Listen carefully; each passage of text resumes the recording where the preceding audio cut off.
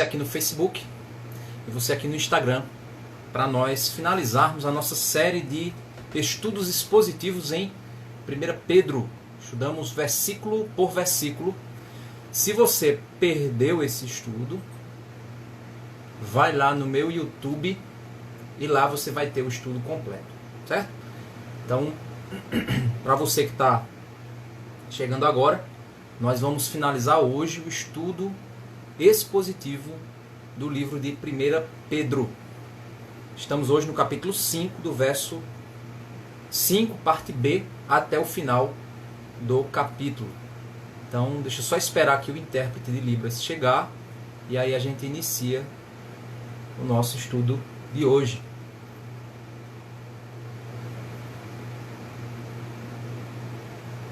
Chegou, vamos lá.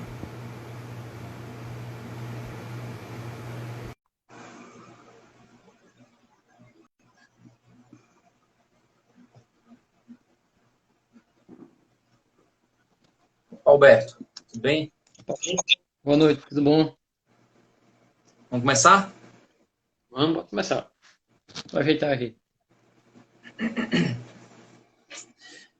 Bem, então vamos orar ao Senhor, pedir a Ele que esteja nos guiando para nós iniciarmos nosso estudo. Oremos. Senhor Deus, Pai misericordioso, Deus amado e santo, Pai soberano, estamos aqui, Senhor, para te clamar, pedir que o Senhor esteja nos orientando, nos guiando, Senhor Deus, a toda a tua palavra, a compreensão da tua Escritura Santa, ao entendimento, Pai, daquilo que o Senhor tem a falar aos nossos corações. Nos ensina, Pai, a tua palavra. Nos conforta e nos confronta conforme a tua grande sabedoria, Senhor. Leva a nossa mente cativa à tua palavra, Senhor. Abre o nosso entendimento. Escreve, Pai, em nossos corações a tua lei. Inclina os nossos ouvidos à tua palavra, à tua lei e à tua vontade, Senhor. É isso que te pedimos, em nome de Jesus. Amém.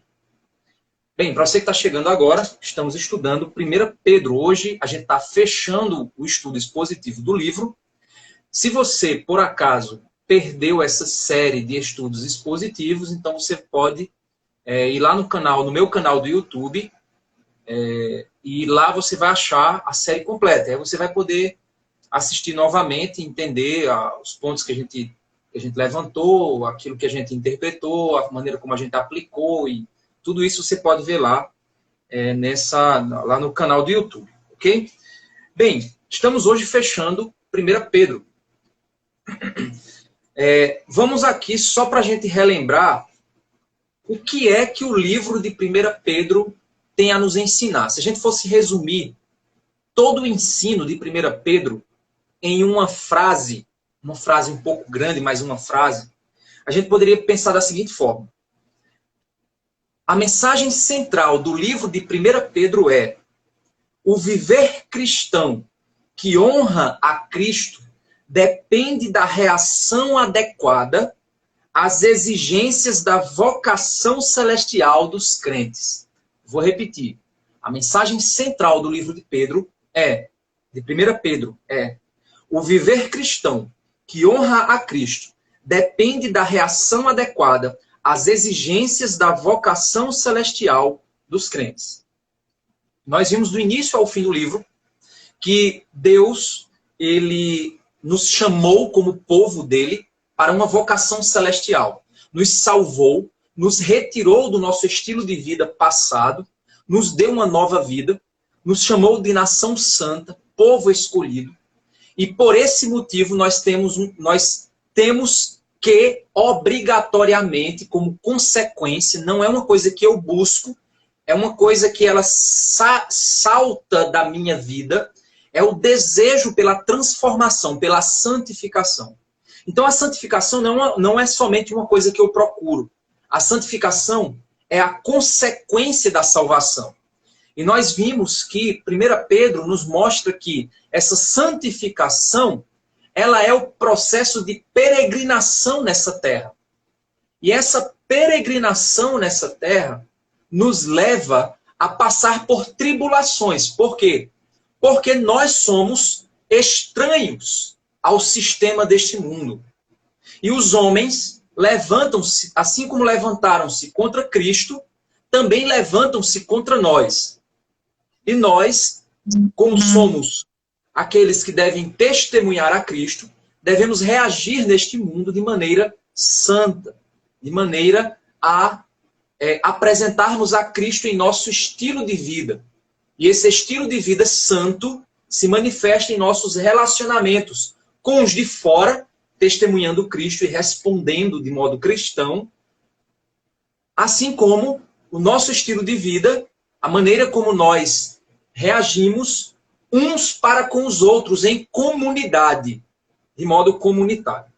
Quando a gente olha para 1 Pedro, capítulo 1, verso 2, a carta está endereçada a os eleitos, segundo a presciência de Deus Pai, em santificação do Espírito, para obediência e a aspersão do sangue de Jesus Cristo.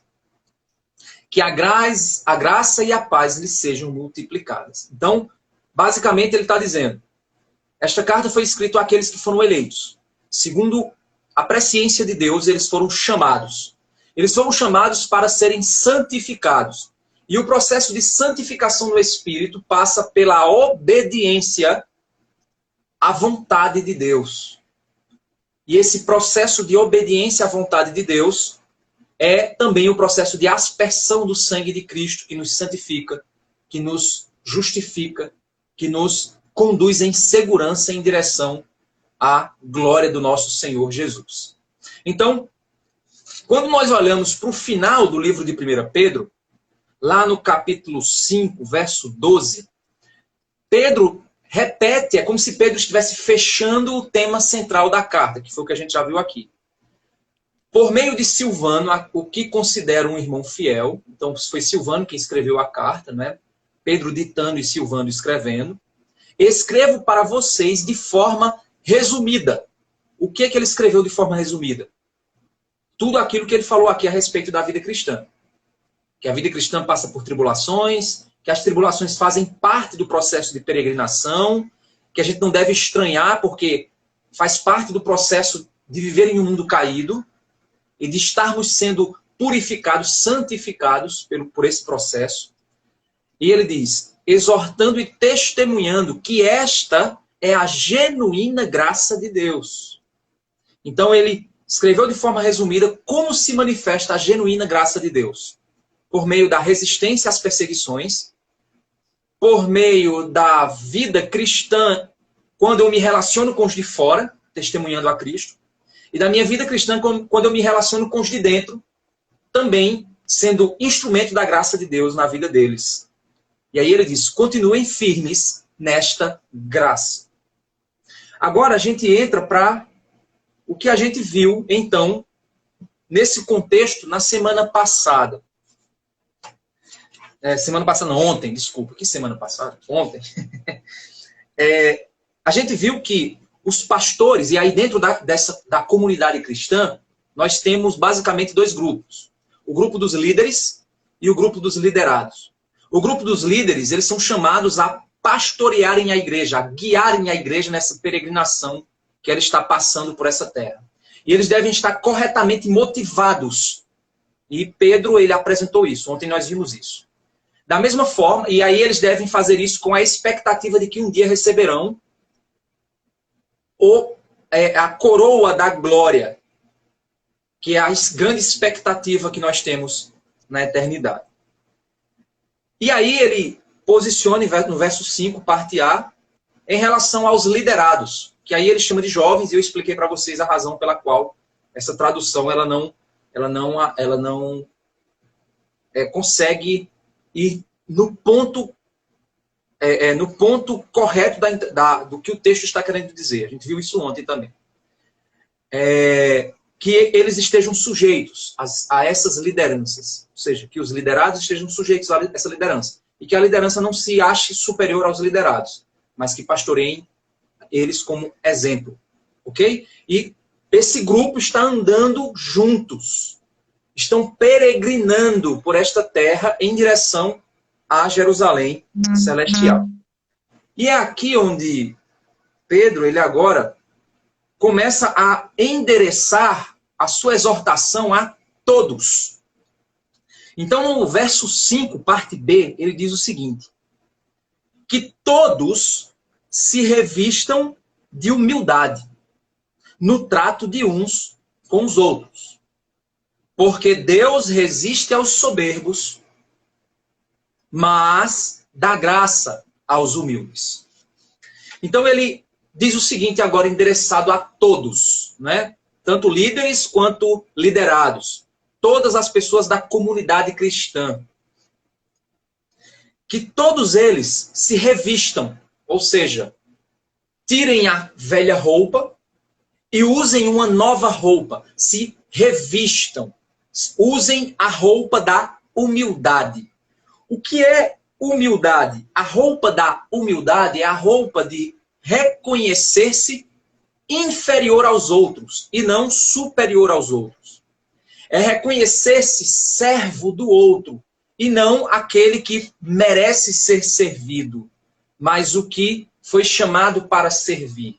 Reconhecer-se como aquele que está ali para prover para o outro e para ser instrumento da graça de Deus na vida do outro. Então, revistam-se de humildade no trato de uns para com os outros. Por que eu devo, então, me revestir de humildade? Ele dá a razão no verso 5. Porque Deus resiste aos soberbos, ou seja, Deus ele não relaciona-se com os soberbos. Ele evita os soberbos. Ele não dispõe a sua graça para os soberbos, mas dá graça aos humildes.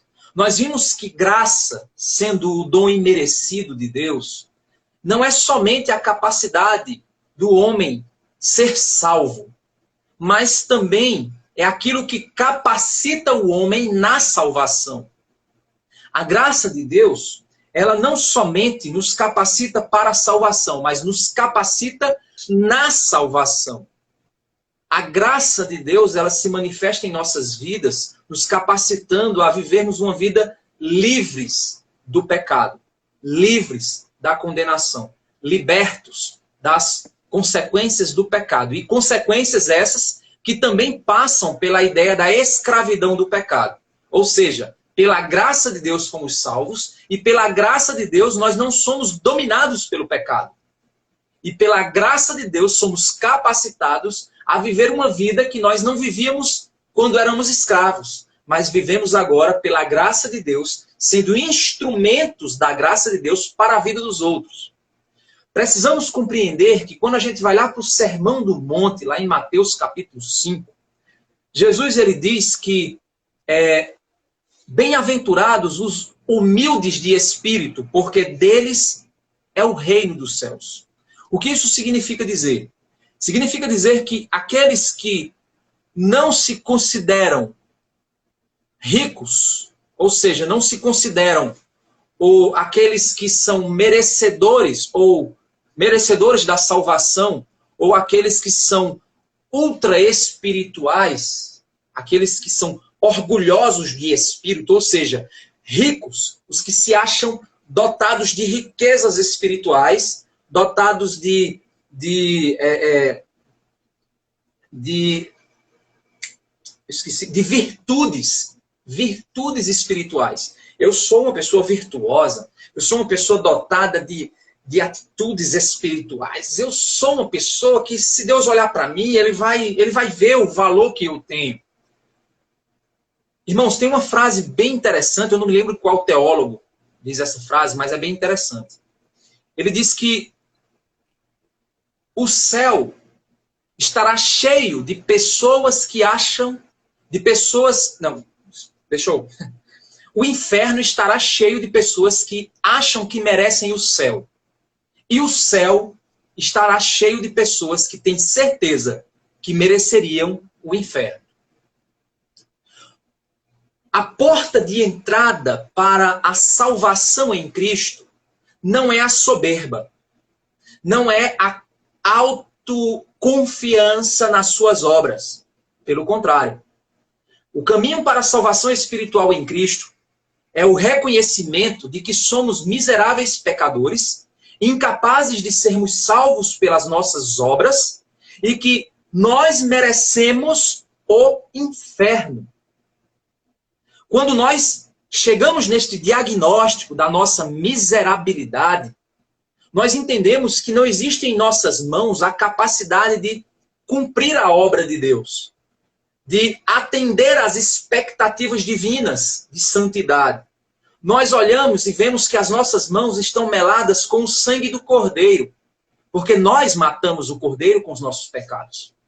E quando nós chegamos nesse diagnóstico que nós somos incapazes de sermos salvos pela nossa religião, nós somos incapazes de sermos salvos pelas nossas boas obras, nós somos incapazes de sermos salvos por alguma atitude que a gente venha fazer, ou por algo que reside em nós, que nós temos uma capacidade nossa, nós somos incapazes de sermos salvos por alguma coisa que existe em nós. Quando nós caímos na real disso, nós finalmente reconhecemos que nós não somos tudo o que imaginamos. E aí só resta para nós a humildade. E a partir da humildade, nós olhamos para Deus e entendemos que Deus ele tem mão poderosa, que Deus ele é santo, Deus ele é perfeito, que Deus enviou o seu Filho ao mundo para pagar por um pecado que não era dele, e que somente o sangue de Cristo tem poder suficiente para me livrar da minha condenação.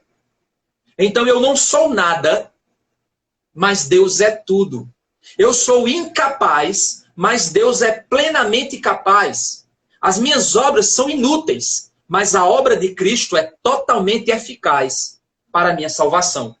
Então eu humildemente clamo ao Senhor por misericórdia, por graça, e sou salvo da minha condenação. Então, para pensar. Por que então que Deus resiste aos soberbos? Quando a gente pensa nesse texto e põe em paralelo com Mateus capítulo 5, quando é dito assim, bem-aventurados os humildes de espírito, porque dos tais é o reino dos céus. É porque o reino dos céus só se abre para quem já reconheceu a sua pecaminosidade e humildemente clamou pela grandiosidade de Deus. É nessa circunstância que Deus concede sua graça aos humildes. Então vamos ler novamente o texto, quando ele diz o seguinte: revistam-se de humildade no trato de uns para com os outros. Por que eu devo me revestir de humildade? Por que eu devo me colocar como servo do meu irmão? Por que eu devo me colocar como inferior ao meu irmão? Por que eu devo me colocar como aquele que recebe a graça de Deus para ser instrumento na vida do meu irmão, para benefício do meu irmão? Por que eu devo me revestir de humildade, de inferioridade em relação ao meu irmão? Por que eu devo fazer isso? Porque o meu coração já deveria estar inclinado a isso, já que eu só entrei no reino de Deus porque eu fui humilde de espírito. Eu só acessei as portas da eternidade porque o meu coração foi revestido pela humildade que me fez adentrar nessas portas. Por esse motivo, não é nada estranho aqueles que têm o coração revestido de humildade de se comportar humildemente em relação aos seus irmãos. O estranho é aqueles que se dizem crentes, isso é o estranho. Aqueles que se dizem salvos, isso é o estranho. Aqueles que se dizem revestidos da humildade que os fez adentrar no reino de Deus, não tratarem os seus irmãos com humildade, não servirem ao próximo com amor. Por isso, irmãos, só existe duas maneiras de alguém reagir na sua vida. Da maneira cristã ou da maneira carnal. Da maneira santa ou da maneira pecaminosa. Segundo a graça, a lei do Espírito ou segundo a carne. Nós, crentes, somos seres estranhos. Porque nós temos um espírito dentro de nós que nos torna novas criaturas, mas temos uma carne que ainda insiste em nos contaminar e guerrear contra o nosso espírito para nos fazer não sermos instrumentos da graça de Deus.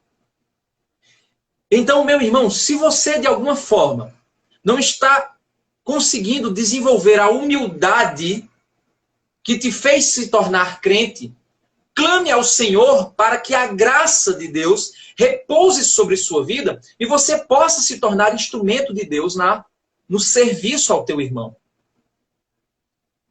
Porque se você agir com soberba diante dos teus irmãos, se você não agir com humildade diante dos teus irmãos, Deus não concederá a sua graça para você.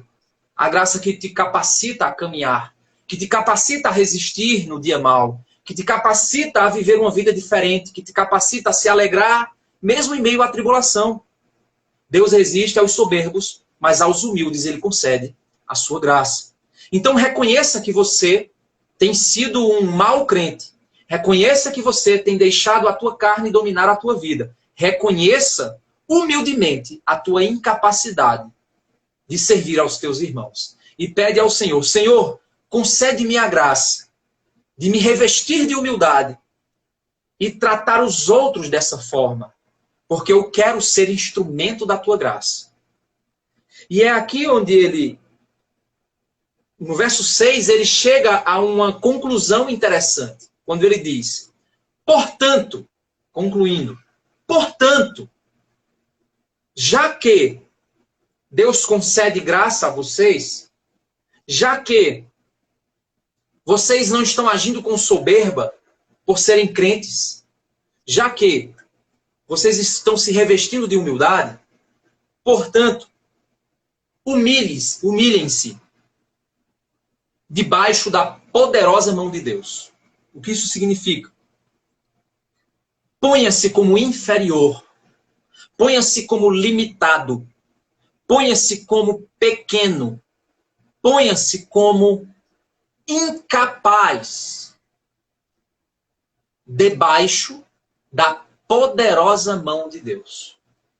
Claramente, irmãos, esse texto é uma referência a alguns textos do Antigo Testamento que diz que Deus livrou o povo de Israel com poderosa mão e braço estendido. Alguns salmos, algumas aparições dessa frase no livro do Pentateuco, os livros do Pentateuco, mostram que a expectativa, pelo menos a citação de Pedro aqui, ela está ecoando diante de uma verdade em que Deus é soberano.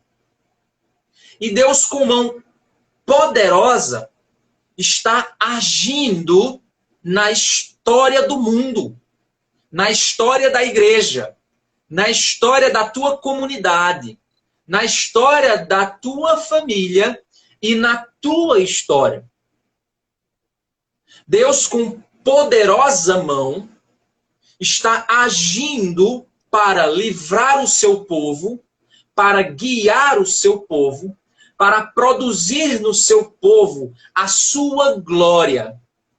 Deus está agindo com poderosa mão, mediante circunstâncias que nós não conseguimos compreender com nossa mente racional e limitada, com nossa mente pequena e incapaz de enxergar eternamente, do ponto de vista de uma perspectiva eterna. A nossa incapacidade de enxergar o mundo sob a perspectiva da eternidade, já que nós não temos essa mente eterna ainda. Estamos presos na dimensão do tempo. Somos escravos do presente. Lembramos do passado e não sabemos do futuro. Estamos aqui. Nós precisamos entender que Deus possui uma poderosa mão soberana que está guiando a história. E o que é que nós devemos fazer? Nos colocar debaixo desta poderosa mão. O que é não se colocar debaixo desta poderosa mão? É quando você acha que Deus não está sabendo guiar a tua vida. Quando você acha que a palavra de Deus não é o melhor conselho em determinado momento. Quando a palavra de Deus diz para você, não vá por esse caminho, é pecado. E você diz, não, eu não acho que é. Sabe o que é isso? Você está se colocando no patamar de Deus e dizendo que a palavra de Deus não é correta. E que você sabe mais do que a palavra de Deus. De que você tem mais sabedoria na sua mente do que Deus. E isso acontece, irmãos, em todas as circunstâncias da nossa vida cristã.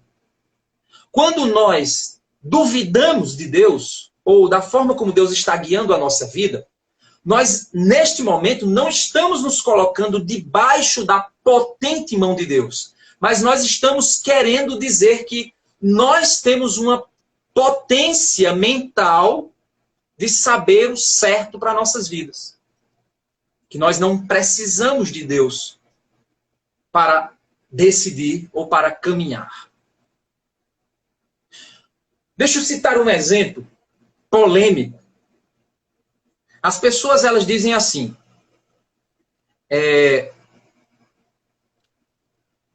o cenário político que nós estamos vivendo hoje. As pessoas dizem assim, eu votei errado, me arrependo de ter votado. Primeiro, você votou em um homem ou em um Deus? Porque as circunstâncias, os homens mudam, Deus não muda.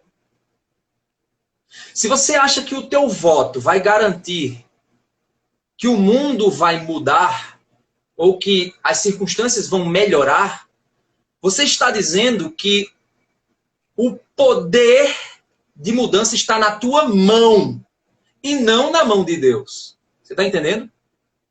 Quando você põe expectativas redentivas no teu voto, você está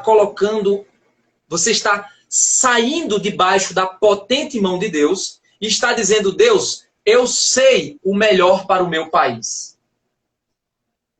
E depois, quando as circunstâncias mudam, você se decepciona, porque você pôs uma expectativa que não era real.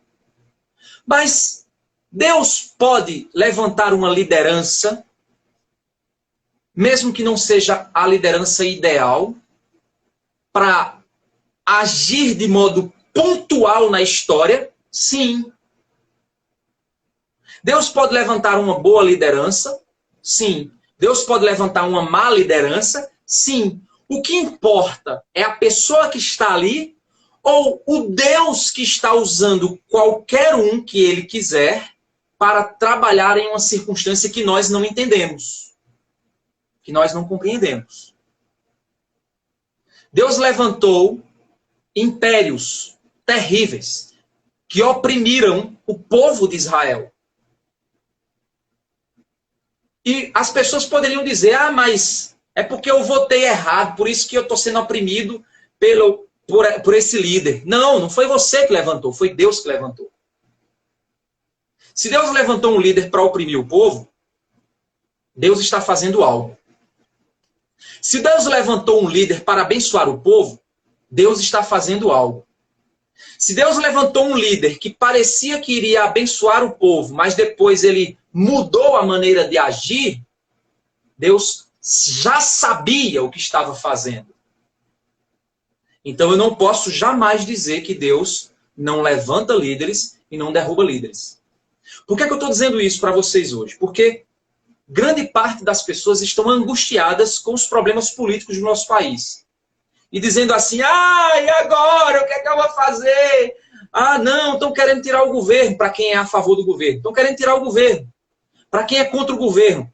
Estão querendo dizer que esse governo é de Jesus. Então você tem os dois grupos.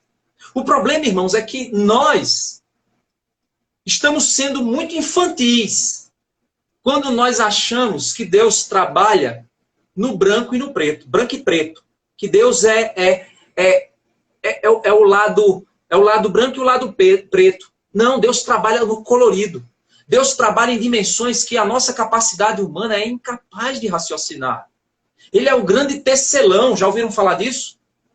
Quando nós olhamos para de baixo para cima, se tem alguém tecendo alguma imagem num tecido, se você olha de baixo para cima, você vê um emaranhado de tecido, você não vê o que está acontecendo. Você diz, que imagem feia é essa? Mas se você olha de cima para baixo, você vê que existe uma imagem belíssima que está sendo trabalhada.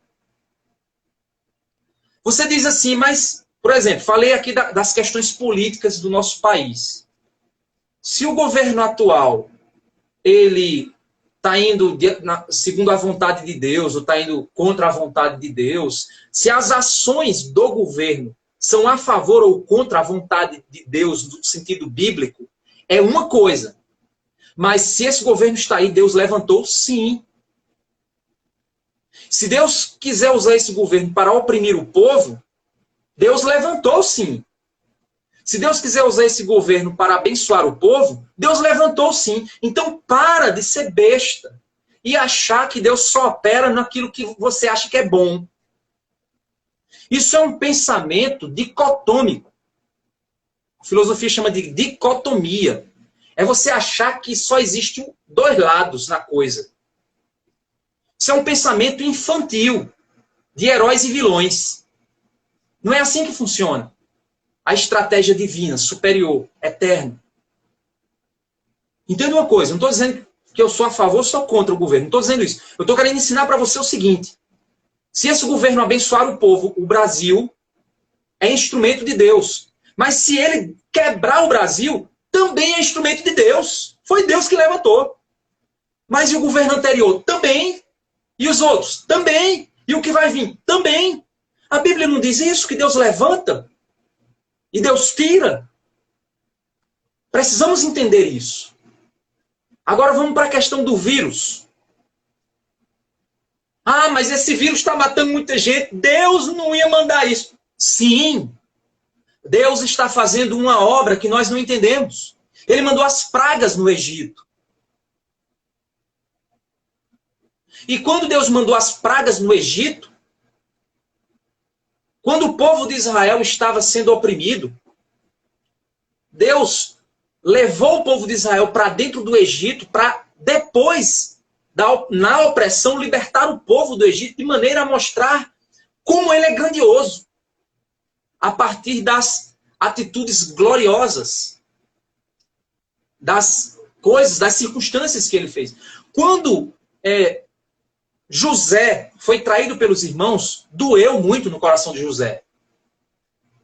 Quando José foi vendido como escravo, doeu no coração de José. Quando José foi oprimido durante muitos anos de sua vida, doeu no coração de José.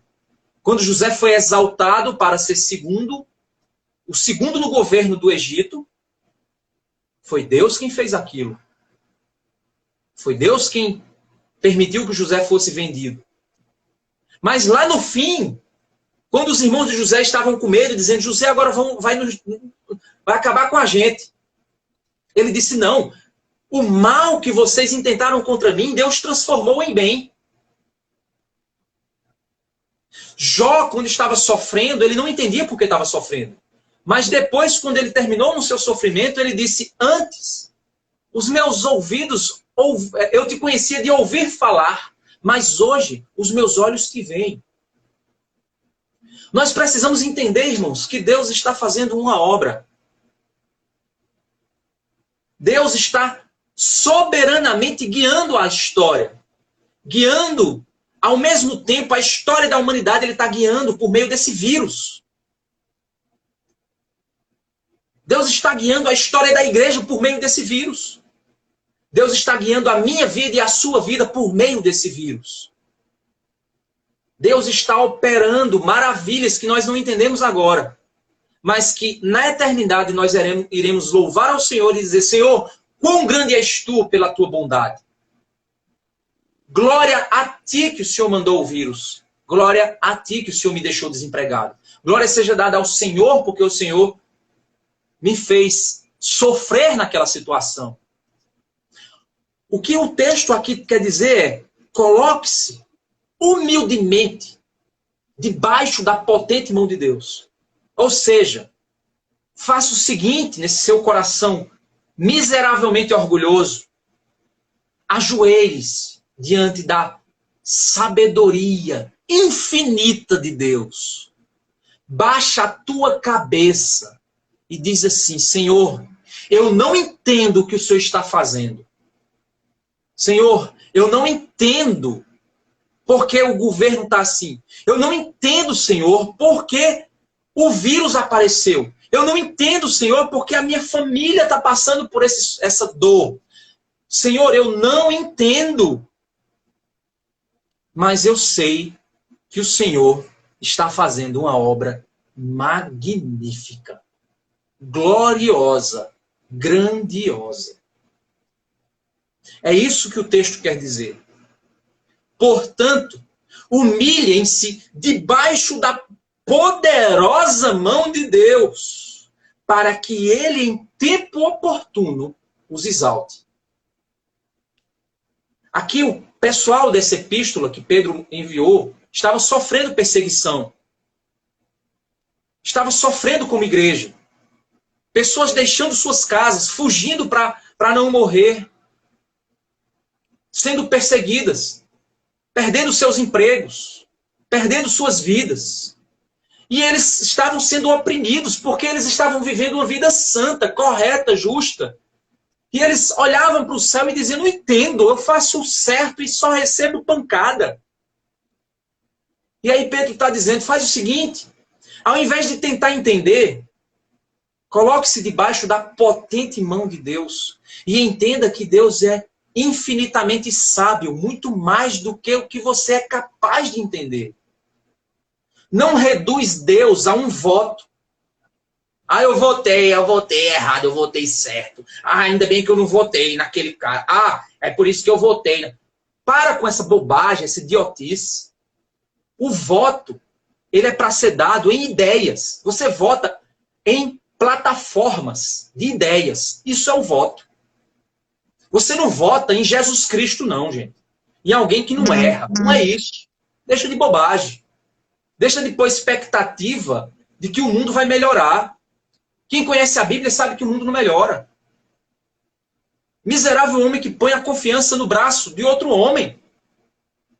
Para com isso. Ah, mas agora vai destruir tudo. Esse vírus vai matar todo mundo. Se matar todo mundo, Deus está fazendo uma obra maravilhosa. Mas eu não concordo. Problema teu, é porque você é soberbo. Se você não fosse soberbo, você não achava que o teu voto provoca mudança. Se você não fosse soberbo, você não achava que você sabe de tudo que Deus está fazendo, achando que você... eu estou por dentro, eu sei o que é que Deus está fazendo. Você não sabe de nada, meu amigo. Eu não sei de nada. Eu acho, eu olho e tento entender, eu acho que é por aqui, mas eu não sei de nada. Minha mente é limitada, é pequena. Então o que é que eu posso fazer? Tentar entender? Não. Eu posso o quê? Me colocar debaixo da potente mão sábia, soberana, infinita, gloriosa, bondosa de Deus. Porque eu sei que no tempo oportuno, o texto diz isso, ele me exaltará. O que é isso? Aí tem gente que diz assim, os humilhados serão exaltados. Não, está errado. Esse texto não existe. Certo? Não, pastor, mas eu vi, tem um pastor que falou errado, ele não sabe ler Bíblia. O texto lá em Lucas 14:11 diz assim, os que se humilham serão exaltados. Olha aí, bota a mão na cabeça. Os que se humilham, não é os humilhados. Ah, ele me humilhou. Ele me humilhou, eu serei exaltado depois. Não, não é isso que o texto está dizendo. O texto está falando que você tem que assumir uma responsabilidade de auto-humilhação. Os que se humilham, assumindo a humildade e a sua incapacidade, serão exaltados. Exaltado de quê? De uma condição de condenado para uma condição de salvo. De uma condição de criatura para uma condição de filho de Deus. De uma condição daquele que estava debaixo da ira para aquele que está debaixo do amor. Fui exaltado. Eu saí de uma posição que Deus se irava comigo e agora Deus me ama. Eu era uma criatura, agora sou filho. E o mundo não entende, o mundo me chama de louco, o mundo te chama de doido, o mundo te humilha, o mundo te despreza. O mundo acha que crente é doido, é lunático, é fanático. O mundo não valoriza os crentes. O mundo não valoriza. Mas no tempo oportuno, Deus nos exaltará, nos mostrando que nós sempre acreditamos no Deus verdadeiro. Nós sempre pregamos a verdade. Nós sempre desejamos e amamos e queríamos viver a verdade. Quem achava que a gente abriu mão de coisas importantes pelo reino de Deus, vai quebrar a cara, vai entender que aquilo que a gente tinha não importava em nada, era lixo. O que realmente importa é a vontade de Cristo. Então, no tempo oportuno, ele os exalte. E aí ele continua dizendo o seguinte: portanto, humilhe-se debaixo da poderosa mão de Deus, para que ele em tempo oportuno os exalte. Reconheça a poderosa mão de Deus agindo sobre a tua vida, sobre a história, sobre todas as coisas. E aí a consequência, verso 7. Lancem sobre ele todas as suas ansiedades, seus medos, a sua... Ai, será que vai dar certo? Claro que vai dar certo, a poderosa mão de Deus está ali. Ah, mas eu vou perder... Se você perder o seu emprego, a poderosa mão de Deus está aí. Mas e se o vírus? Se o vírus vier, a poderosa mão de Deus está aí. Mas e se o governo quebrar o Brasil? Se quebrar o Brasil, a poderosa mão de Deus está aí. Mas e se o governo acertar tudo? Se acertar tudo, a poderosa mão de Deus está aí. Lance sobre ele todas as suas ansiedades, porque ele cuida de vocês. É o que o texto está dizendo.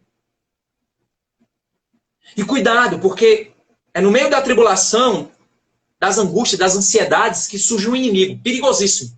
É no meio da tribulação que ele surge. É no meio da dificuldade que o diabo encontra a sua oportunidade. E aí o verso 8. Sejam sóbrios e vigilantes.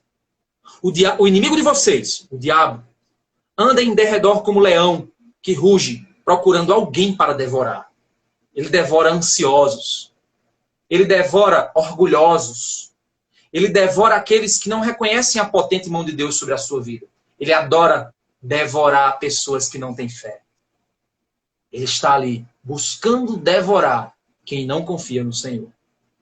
Buscando devorar quem não quer se submeter à soberana mão de Deus. Por isso que nas redes sociais ele tem te devorado. Porque você acha que vai resolver o problema do mundo lá. Por isso que no teu trabalho ele tem te devorado. Porque você acha que se você se esforçar muito, você vai conseguir manter o seu emprego. E você está com medo de perder o emprego. Ele está te devorando ali. Ele está te devorando da tua família, porque você não está orando e buscando ao Senhor para humildemente ser transformado e orar pela transformação da tua família. Ele está te devorando nessas coisas. Sejam sóbrios. Resistam-lhes, firmes na fé, certos de que os irmãos de vocês, espalhados pelo mundo, estão passando por sofrimentos iguais aos de vocês. E o Deus de toda a graça, que em Cristo os chamou à sua eterna glória, depois de vocês terem sofrido, por um pouco, Ele mesmo irá aperfeiçoar, firmar, fortificar e fundamentar vocês. A Ele seja o domínio para sempre. Amém. E assim Pedro finaliza o verso 11. Meus irmãos, as tribulações na vida, elas são reais. Esse mundo, ele vai se levantar contra a nossa fé, porque esse mundo está condenado. Esse mundo já se rebelou contra Deus. Não tenha esperança na tua inteligência. Não tenha esperança na tua força. Não tenha esperança na tua sabedoria. Eu sei os rumos da minha nação. Eu sei para onde é que tem que ir. Eu sei como é que eu faço para garantir meu emprego. Você não sabe de nada. humilhe-se diante da poderosa mão de Deus. Porque os sofrimentos, eles são reais. Eles fazem parte da vida cristã. Mas uma coisa sabemos. Deus está produzindo algo grandioso em nossas vidas. Que nós jamais imaginaremos. Meu irmão, se você não está crescendo espiritualmente no meio dessa tribulação que a gente está passando, se você não está aprendendo nessa tribulação política que a gente está passando, se você não está aprendendo nisso, coitado de você, vai passar por isso pior do que entrou. Se você não está aprendendo nessa tribulação de saúde que a gente está passando, coitado de você, vai sair pior do que entrou. Se você não está aprendendo nessa tribulação econômica que nós estamos passando e vamos passar pior, triste de você que não está se colocando debaixo da potente mão de Deus. Lance a sua ansiedade sobre o Senhor. Ele está cuidando de você. Ele está cuidando de mim. Não desconfie do Senhor. Não duvide do Senhor. Não dê espaço para Satanás. E se você diz, pastor, mas eu não sei como fazer. Amém, você já reconheceu que não sabe. Agora, vá até quem pode te ensinar. Porque Deus não chamou pessoas sábias para servi-lo. Ele chamou pessoas frágeis para Ele fortificar. Então, que Deus abençoe, nos conceda a sua graça. Aqui ele finaliza o verso 12, por meio de Silvano, que considero um irmão fiel, escrevo para vocês, de forma resumida, exortando e testemunhando, que esta é a genuína graça de Deus. Continuem firmes nessa graça. Aquela que se encontra na Babilônia e também eleita, manda saudações, e o mesmo faz o meu filho Marcos. Saúdem uns aos outros com um beijo fraterno. Paz a todos vocês que estão em Cristo. Então, que Deus abençoe suas vidas, que Deus nos fortifique e nos fortaleça. Que a graça do Senhor Jesus seja aquilo que nos mantém firmes no caminho. Que a nossa confiança não esteja nos homens, que a nossa confiança não esteja em nós mesmos, mas que a nossa confiança esteja na potente mão do Senhor. Deus te abençoe e guarde o seu coração e sua vida. Até amanhã. Amanhã eu vou fazer um estudo extra com base nas perguntas que eu fiz hoje no meu Stories. Mas semana que vem, na quarta, quinta e sexta, a gente vai começar a 2 Pedro, certo? Esse mesmo horário, 8h30 às 9h. Sábado agora a gente vai ter um estudo para casais. Então fica aí atento também. 7h30 da noite, estudo para casais. Deus abençoe sua vida. Obrigado aos irmãos aí da Igreja Batista da Graça. Muita gente aqui assistindo. Amém. Glória a Deus aqui também. Obrigado por quem está nos visitando.